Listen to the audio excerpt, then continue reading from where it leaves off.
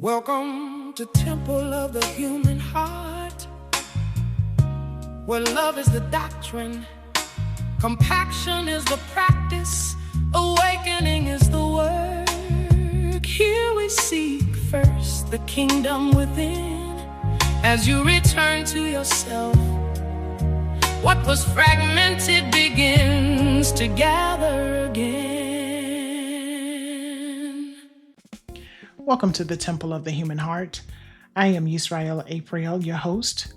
Here at the Temple, love is the doctrine, compassion is the practice, and awakening is the work.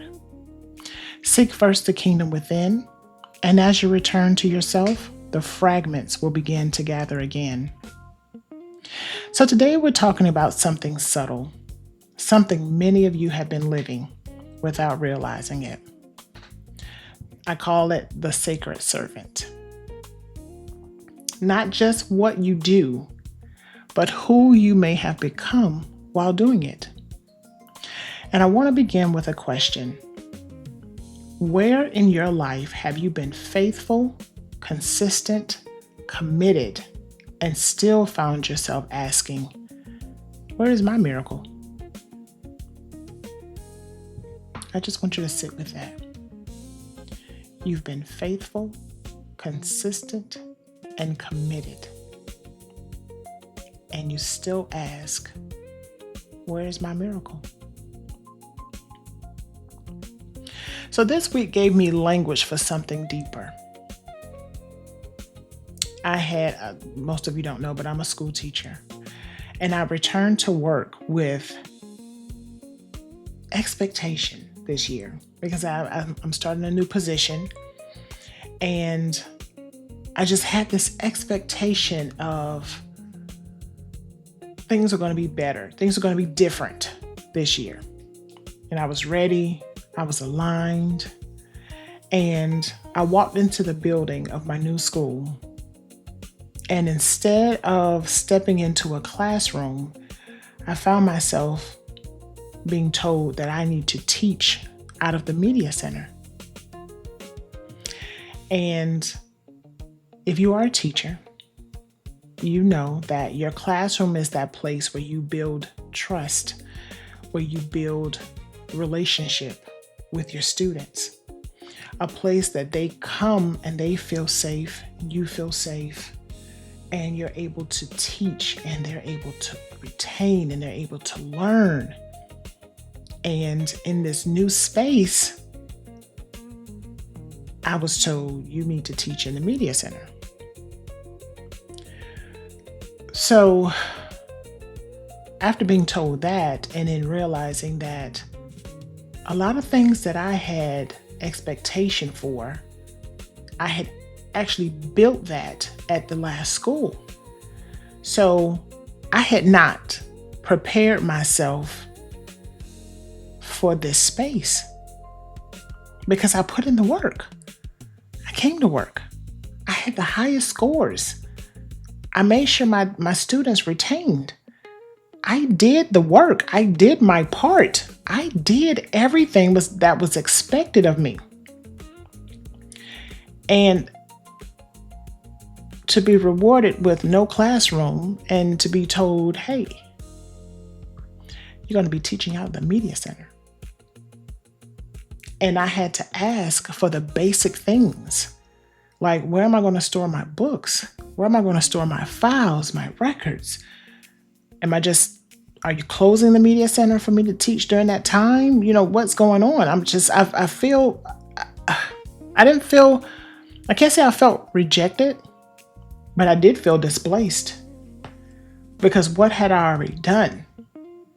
I had been faithful, consistent, and committed, and displaced to the media center. All right. And then after that came another obstacle. And I, was listening to a friend's ministry, and, he was so excited in his ministry. He was so excited in that lesson. And I was just like, oh, he has this joy. And I started thinking about my ministry, and I'm like, I still feel hidden. Again, what am I? Faithful, consistent, committed. But I still feel hidden. And I'm asking God, where's mine?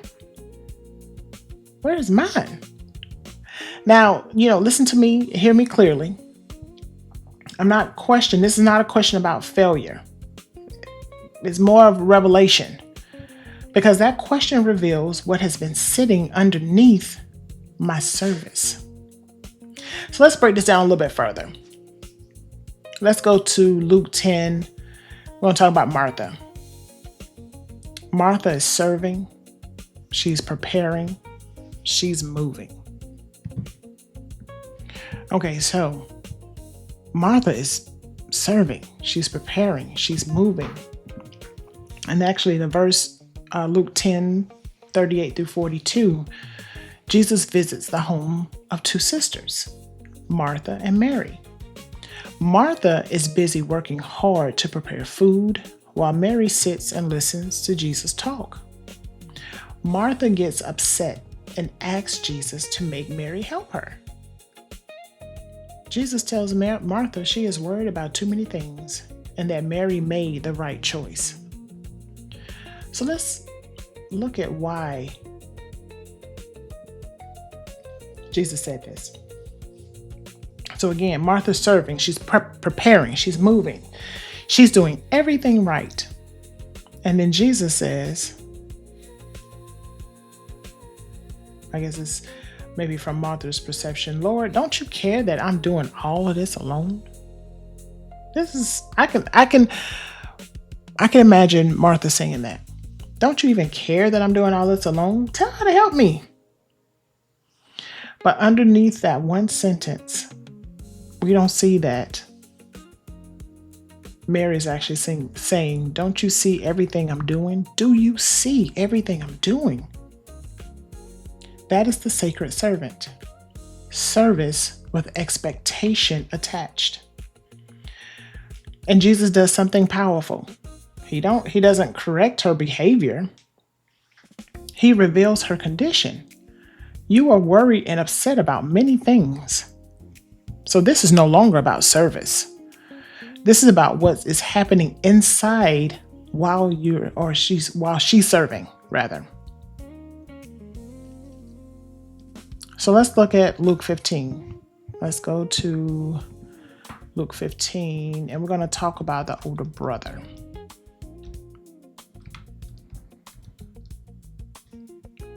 Luke 15. All right, so we go back to the prodigal son. And if you've listened to any of my lessons, you know that has been the foundational verse for this season 1 on awakening. So in the parable of the prodigal son in Luke 15, the older brother represents anger, self-righteousness, and a lack of mercy. He gets mad when his sinful younger brother returns and their father throws a joyful celebration for him. So let's think about this.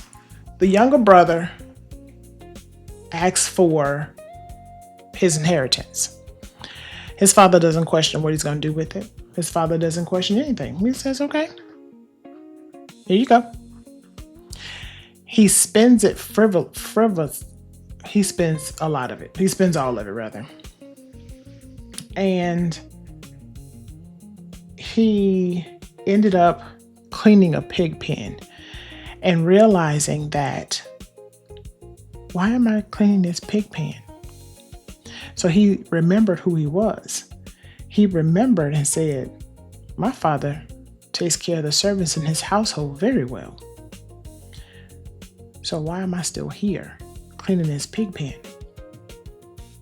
So he goes back home, and he comes home to a joyful celebration for him. The father doesn't ask, what'd you do with the money?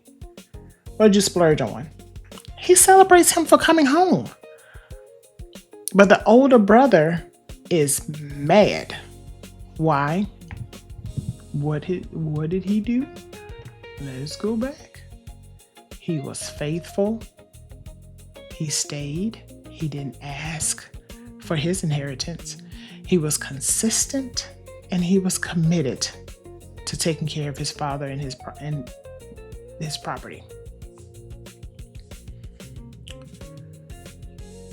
So, but the brother says, all these years I have been serving you. Not loving, not knowing, serving. And then he lists what he believes he deserves. So let's look at that.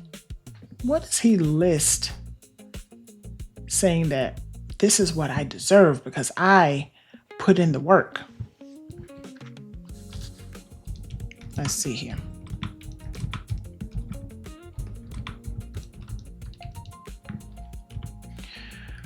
Let me do that real quick. I should have had this up. All right, so let's see, Luke 15. Let's start with verse 28. Luke 15:28, if you want to follow along. This is NIV. The older brother became angry and refused to go in. So his father went out and pleaded with him. But he answered his father, "Look, all these years I've been slaving for you and never disobeyed your orders." Look what he said. I've been slaving, not working, not being a part of maintaining our property. I've been slaving for you and never disobeyed your orders. Yet you never gave me even a young goat so I could celebrate with my friends. Listen to what he's saying, because let's go back up. Let's go back up, because didn't the younger brother ask? He asked for it. But all these years I've been slaving for you and never disobeyed your orders, yet you never gave me even a young goat so I could celebrate with my friends. But when this son of yours who has squandered your property with prostitutes comes home, you kill the fattened calf for him? My son, the father said, you are always with me, and everything I have is yours. But we had to celebrate and be glad because this brother of yours was dead and is alive again. He was lost and is found. So the celebration, it wasn't him celebrating that he went out and squandered his money. He came back home. He remembered who he was and went back home. But the older brother says, I did this, so I should receive that. And then when he doesn't, frustration surfaces. Same thing what I went through, because I had been faithful, consistent, and committed. And because I did this, I should have gotten that. And constantly I'm going through this stuff on this awakening journey to say, hey, you have to do things differently. This is not going to work for you the same way it did before. You don't serve to receive. Frustration surfaces. Comparison speaks. Why them and not me? Why am I watching all these people's prayers get answered and I'm sitting here like, hello, knocking on the microphone. Is this on? Do you hear me? I'm reaching out. I'm praying in supplication. I'm begging. Why? Why them and not me? And the father says, everything I have has always been yours. What does that mean? You were never serving to earn this. It was automatically yours. So the frustration and the emotions that you felt around serving, you were serving because you thought, in the end, I will receive this. Your younger brother said, I want it now. So he He got it. And we're sitting here serving, being faithful, being consistent, being committed so that I will get this in return. You know what? It brings me to another example. I worked so hard last year to make sure that my students increased in their reading and writing. And I did double duty to make sure that that happened. And at the end of the year, I can't think of the name of those awards. It's supposed to be funny awards that you get at the end of the year. But I received an award or a certificate that says most likely to have a cup of coffee in her hand. And I'm looking around like, you gave me a piece of paper. Could you have given me the coffee pot or the Keurig? Because of the work that I put in, because I was faithful, consistent, and committed. I did all of this. And this is what I got. So let's look at it in our temple lenses. All right, so there are 3 types of servants. You have the fearful servant, which serves to avoid punishment.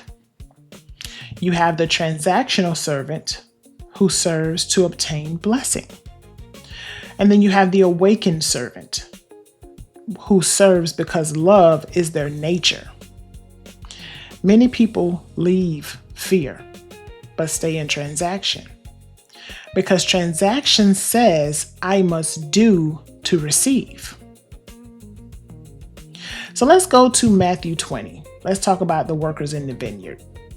Because I want to make sure that this is hitting the way it's supposed to be hitting, and we get what we're supposed to be getting. So I said Matthew 20. I'll type in Mark. Matthew 20. Let's talk about the vineyard. All right, so the parable of the workers in the vineyard. Jesus' third prediction of his death and the healing of the 2 blind men. All right, so the parable of the workers. So a landowner hires laborers at different times of the day. Early morning, 9 a.m., noon, 3 p.m., and 5 p.m. to work in his vineyard. At the end of the day, he pays them all the exact same wage, 1 denarius, a standard day's wage. So here is the conflict. The workers hired first complained because they worked longer but received the same amount as those who worked only 1 hour. So let's look at the time again. Early morning, 9 a.m., noon, 3 p.m., and 5 p.m. So if someone came in early morning, they stayed until 5. And they received a day's wage. But somebody came at 4 and received a day's wage. So let's look at this as a representation of God. The landowner represents God, who is sovereign and generous. The parable reveals that God's grace is a gift, not something earned by human effort or seniority. Just like the older brother in Luke 15, the early workers resent the owner's generosity towards others. So Jesus concludes with a famous summary. So the last will be first, and the first will be last. So again, some worked all day, others barely worked. Same reward. And those who worked longer became angry because comparison exposed expectation. I've done more, so I deserve more. Now let's bring this back into our lives. Have you ever said, I'm happy for them, but then that inner voice said, where's mine? How come I'm being left out? I prayed. I served.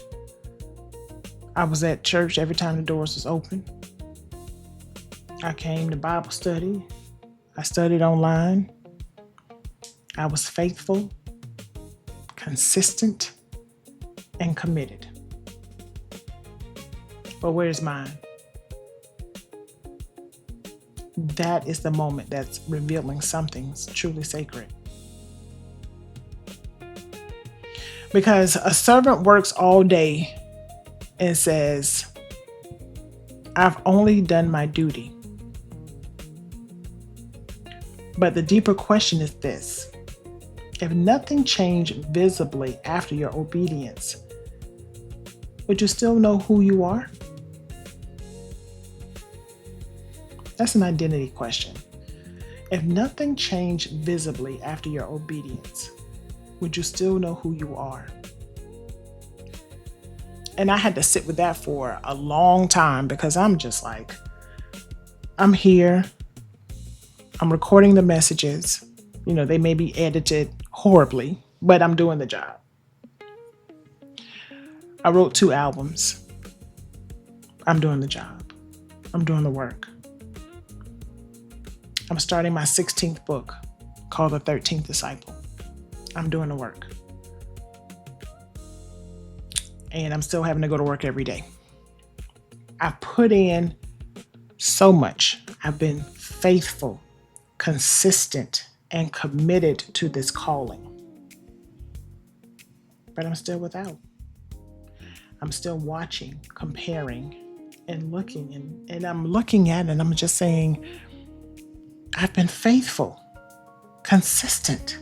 I mean, how more consistent can you be to write 16 books in the midst of working full time, being a full-time mom?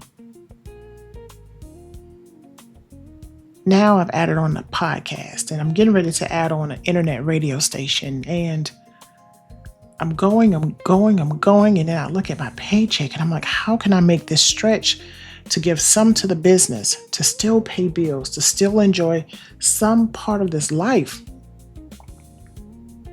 I'm being obedient. I'm being faithful. I'm being consistent. I'm being committed. But my expectations, because I've done all this, shouldn't my book be number 1 on Amazon? I didn't even ask for the New York one. I said number 1 on Amazon. Because I've put forth all this faithfulness, all this consistency, all this commitment. But if nothing changed visibly after my obedience, do I still know who I am? And I can answer that, yep. I'm Yisra'el Apriale, who's been given the authority to do this. Whether I wake up and I have 2 people who've listened, or 20,000 people who've listened. Out of the 2, I'm hoping that I'm able to help the 2 or the 20,000. Because my expectations had to change. I didn't do this. I don't sit around and wonder what could I do to make more money. Oh, I'm going to get up and just preach something, or I'd rather use the word teach something that is still practically new. Waking up and saying, you know what, I'm going to walk the other way. Through the snarls and the pinched faces. I'm going to get up and I'm going to do something different that many people are not doing. And I'm not alone in this. It's taken me about 25 years to get here. But I had to change my expectation. What am I doing this for? I'm not waking up saying, hey, fill my coffers, because I've been faithful, consistent, and committed. I've been the sacred servant. That's why I can talk to you about it. And even right now, I'm just listening to myself as I'm speaking, and I'm just like, wow, you have seriously been the sacred servant. I've been the sacred servant in my career. I've been the sacred servant in my ministry. Because at one point I looked, I'm like, I've done so much for the sake of Sophia and for the sake of Jesus and the sake of the divine and the Mona. I've done all of this stuff.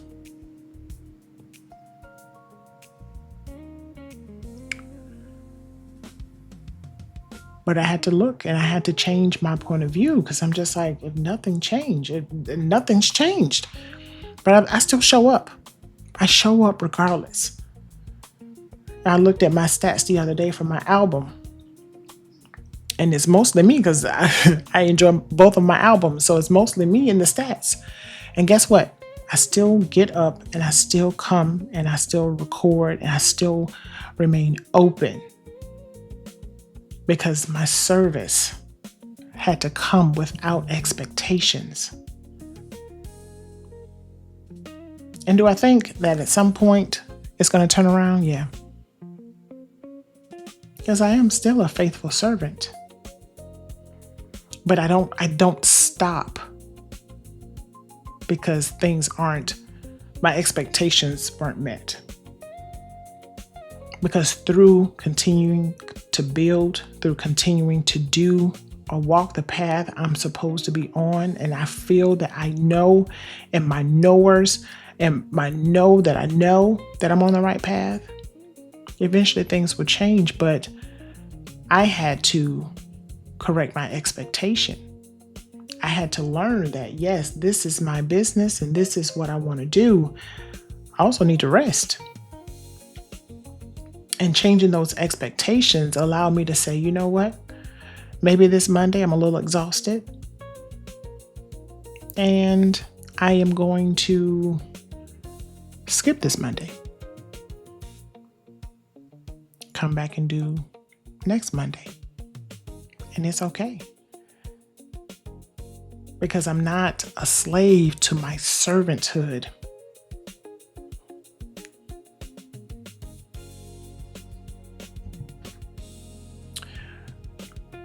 We have to look at our identity.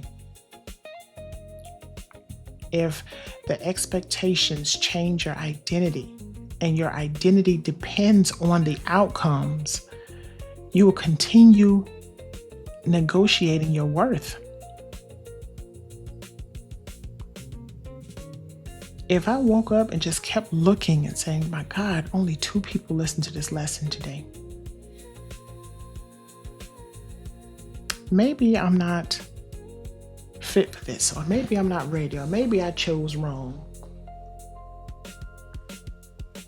When I know that this is what I'm supposed to be doing, I know that Spirit was moving me this way, and I just give up because 2 people listened this week. The temple would be going away very soon. And that's not happening, because this is what I'm supposed to be doing. Again, whether I'm helping 2 or 20,000. All right, so I had to be honest with myself. I realized I was still waiting for my faithfulness to purchase my miracle. Let me say that one more time, because remember, I just said I have been the sacred servant. I have been in the sacred servant shoes recently. But I had to realize that I was still waiting for my faithfulness to purchase my miracle. Not just financially, not just practically, but internally. Because I built, I created, I stay consistent. So where is my great thing? Because I did this. Where is my great thing? When you hear that voice, that is the sacred servant. And it reveals a belief that I must prove I am worthy of receiving. Let's think back to what we just talked about.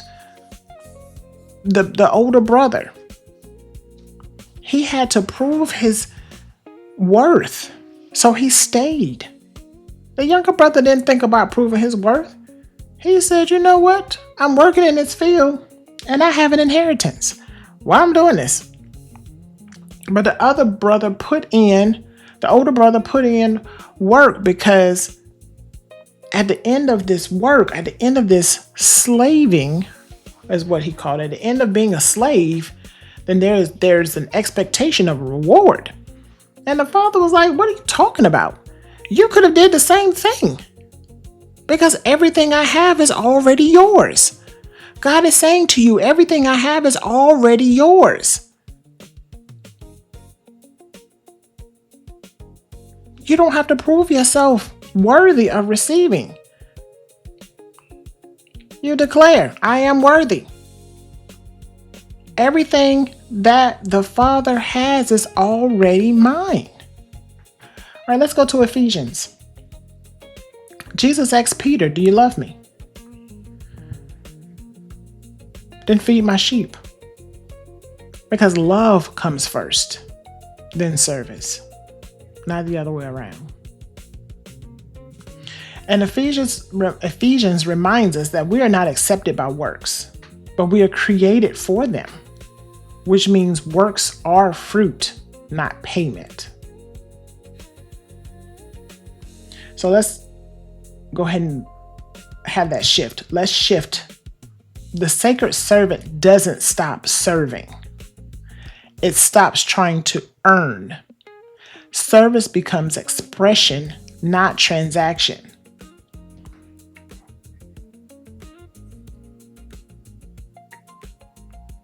Seek ye the kingdom, and all these things shall be added upon you, or added to you. That's transactional.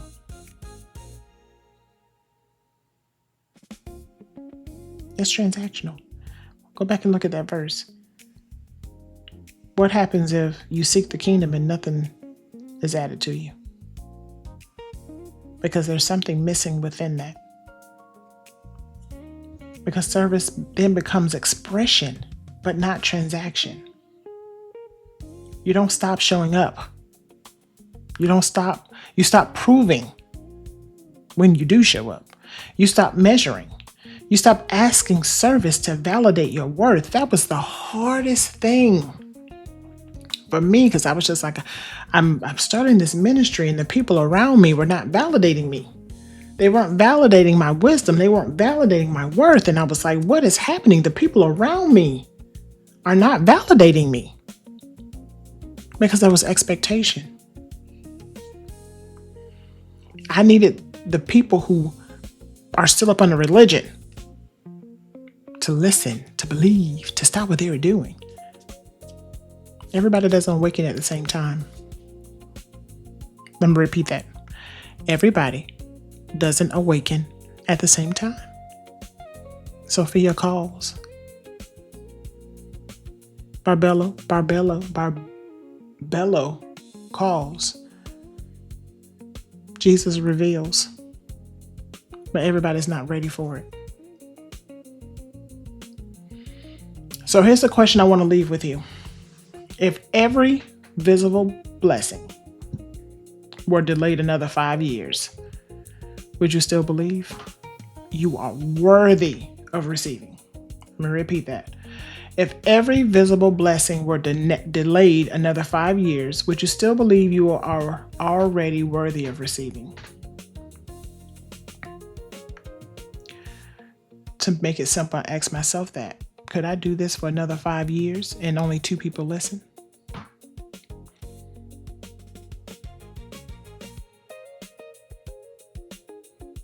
Sit with that. Could you still continue doing this or whatever you're doing if everything you were putting in, every seed, every faithfulness, every consistency, every commitment would you still believe it if you're still doing it for another 5 years? If something tightens inside you, don't silence it. Just sit with it. Because that tightness may be the wound your service has been protecting.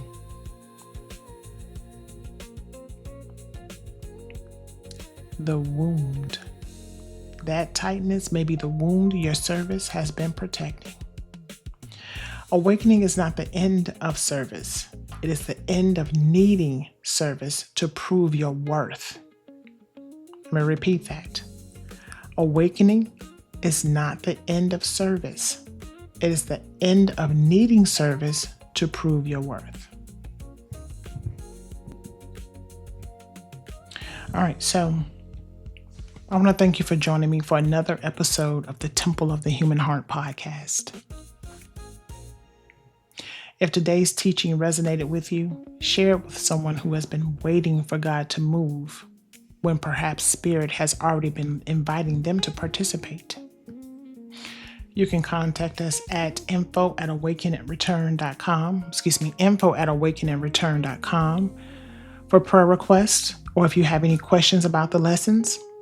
You can also visit us at www.awakenandreturn.com. To listen to past lessons, purchase our albums and merchandise, or join our Temple Circle for deeper lessons on returning. Remember, love is the doctrine, compassion is the practice, awakening is the work. Seek first the kingdom within, and as you return to yourself, the fragments begin to gather again. Until next time, awaken, remember, and return.